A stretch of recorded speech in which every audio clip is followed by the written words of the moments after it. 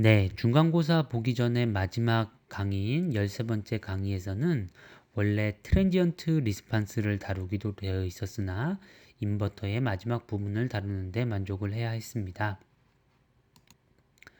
이 슬라이드는 저번 시간에도 사용되었던 건데요. 노이즈 마진이라는 것이 첫 번째 단에서 인풋 단에서 좋지 않은 입력이 들어왔을 때 거기에 추가적으로 얼만큼 더 노이즈를 붙여주면 그러면 이제 이 인버터가 정상적으로 동작을 하지 못하게 되는가를 나타내는 지표라고 말씀을 드렸습니다. 그리고는 보통의 인버터에서는 아웃풋 특성이 VDD나 0에 아주 가까운 값이 나오기 때문에 실제로는 노이즈 마진을 결정을 하는 것이 많은 경우에 있어서 인풋에서 어느 정도까지를 하이로 보고 어느 정도까지를 로우로 보는지 그 특성, 그러니까 요 장표에 나와 있는 것으로는 VIL이나 VIH를 알아보는 것이 중요하다. 그렇게 말씀을 드렸죠. 그러면 도대체 어느 부분을 그 올바른 값과 올바른 로직 값과 그렇지 못한 결정이 되지 않는 값들의 경계로 볼 것인가에 대한 궁금증이 드는데요. 그것은 이 그래프에 나와 있는 것처럼 볼티지 트랜스퍼 커브의 기울기가 마이너스 1이 되는 점들을 잡도록 합니다. 그래서 이 마이너스 1이 되는 점들을 좀 보시면 두 곳이 나타나게 되어 있죠. 이 두 곳에서까지를 로우와 하이의 경계점으로 생각을 해주게 되는 것입니다.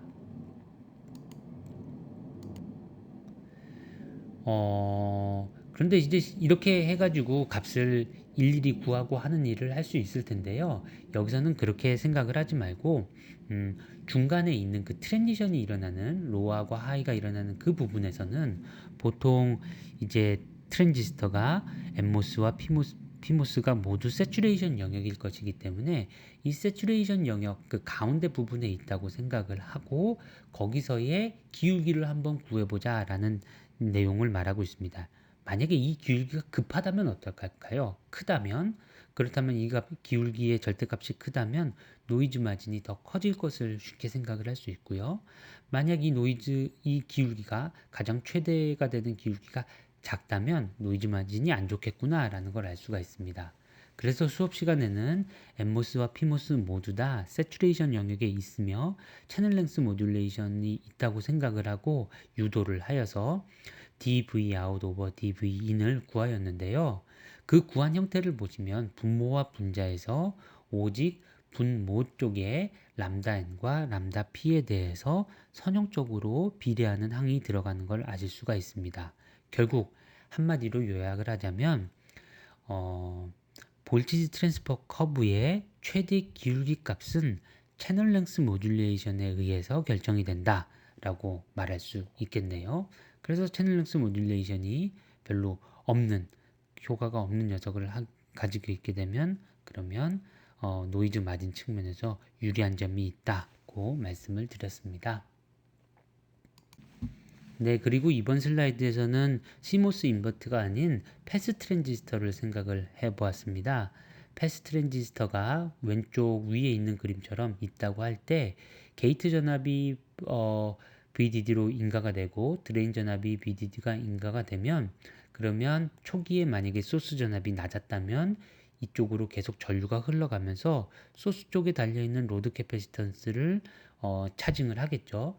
그렇게 되면 결국 소스 전압은 점점 올라갈 텐데 어느 순간 소스 전압이 VDD-스레시홀드 볼티지만큼 된다면 그렇다면 이제 트랜지스터의 채널이 더 이상 형성되지 않게 될 것입니다. 따라서 이런 경우가 생기게 될 경우에는 이제 정기적으로 봤을 때 이 스위치가 오프가 되는 상태가 되고요.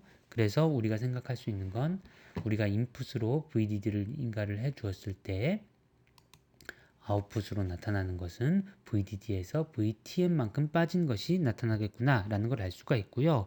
비록 이런 디그레데이션이 있긴 하지만 하이를 하이로 넘기는데 사용될 수 있구나 라는 것을 알 수 있습니다. 같은 방식으로 엠모스가 여러 개로 인가가 이렇게 시리얼로 연결이 돼 있으면 한 번 지나갈 때마다 VTM만큼씩 계속 빠지게 될까라고 할 수 있지만 그렇지는 않고요. 왜냐면 얘네들이 크게 봐서 하나의 트랜지스터로 동작을 하게 되니까 크게 하나의 동작을 하게 되는 엠모스 트랜지스터에 대해서 문턱 전압만큼의 전압 강화가 일어나게 될 것이고, 여기 세 개가 있지만 이 중에서 가장 왼쪽에 있는 녀석이 가장 높은, 그러니까 안 좋은 트랜지스터가 되겠죠. 왜냐면 소스 전압이 가장 높아가지고 가장 약하게 드라이브가 걸릴 것이고, 오른쪽에 있는 녀석이 아마 가장 세게 드라이브가 될 것입니다. 그래서 먼저 이 부분들을 다 채우고 나서 마지막에, 네, 그래서 VDD-VTM만큼의 그런 전압들이 다 모든 경우에 나타나게 될 것입니다. 피모스에 대해서도 마찬가지고요. 그리고는 이제 4장으로 넘어왔습니다. 4장에는 딜레이에 대해서 얘기를 하는데요. 딜레이를 알아보기 위해서는 먼저 딜레이가 어떻게 정의되는지 이런 것들에 대해서 다루어야 될 텐데, 이 첫 번째 슬라이드에서는 그런 내용이 아니라 트랜지언트 리스판스라는 것이 무엇인가 라는 내용부터 시작을 했습니다. DC 어널리시스는 입력과 아웃풋이 다 시간에 따라서 타임 인베리언트 한 경우 혹은 스테디 스테이트인 경우에 대해서 말을 하는 거고요. 대신 타임 베링 시그널이 들어왔을 때 이것은 트랜지언트 어널리시스가 필요한 것이죠. 그런데 그렇게 되면은 이것들을 어떻게 하면 해석을 할까 하면 가장 정확한 방법은 디퍼런셜 이퀘이션들의 집합을 풀어주는 것이고요. 그것은 다음과 같이 볼 수 있다고 말씀을 드렸습니다. 스테이트 베리어블들의 벡터로 이루어져 있는, 여기서 스테이트 베리어블이라는 건 뭐 단자 전압이라든지 아니면 단자 전압, 노드 전압이라든지 아니면 브랜치 커런트 같은 것들로 이루어진 것 텐데요. 그들로 이루어진 벡터 오브 스테이트 베리어블스가 있다고 하면 이런 것들을 나타내는 KCL을 적용을 하고 나면 그 식이 보통 다음과 같이 일반적인 형태로 쓰여질 수가 있습니다. 스테이트 베리어블에다 어떤 매트릭스를 곱한 다음에 그걸 시간 미분해 주고요.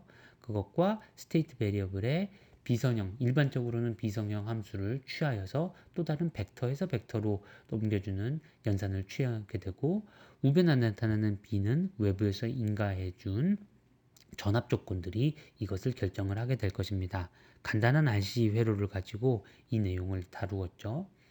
네, 그래서 여기까지 말씀을 드렸고, 이제부터 우리가 할 것은 디지털 회로에서는 보통 값들이 클럭 시그널 같은 것들이 0하고 1 사이를 왔다 갔다 하기 때문에, 그래서 전압이 0V에서부터 VDD까지 바뀌거나 VDD에서부터 0V까지 바뀌거나 하는 과정에서 그 입력 전압이 이렇게 온과 오프, 로와 하이 사이를 왔다 갔다 할 때 출력 전압이 또한 로와 하이 사이를 얼마나 빠르게 따라갈 것인가 하는 것을 다루어 보도록 하겠습니다. 이것은 중간고사 이후에 다루도록 하겠습니다. 감사합니다.